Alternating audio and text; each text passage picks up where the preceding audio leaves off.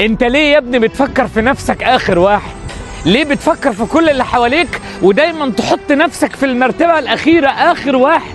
انت يا ابني بتقلل من نفسك. انا مش بقولك تبقى اناني، مش بقولك تفكر في نفسك وتدوس على الناس، بس هو ربنا قسمها في حياتنا. في ناس بنديهم كل حاجة، ربنا حطهم لنا في حياتنا، اهلك ثم اهلك ثم اهلك ثم اهلك. بس مش معنى كده ان كل واحد تقابله في حياتك وتقربه منك يبقى من اهلك، ومش معنى كده برضو انك تخون الناس اللي حواليك. بس انا عايزك تعمل لنفسك ترتيب في حياتك انت الاول. ما تنساش نفسك، ما تجيش على نفسك عشان حد، وما توجعش نفسك عشان حد، وما تحاولش ابدا ان انت تأذي نفسك عشان حد. هو مش حطك اصلا في ترتيب في حياته. ادي للناس بس اعمل حساب نفسك، ساعد الناس بس ما تجيش على نفسك، ادي من طاقتك للي حواليك بس ما تستنزفش طاقتك وتقعد في الاخر من غير اي حاجة. انت المرتبة الاولى في حياتك، وبلاش تقلل من نفسك.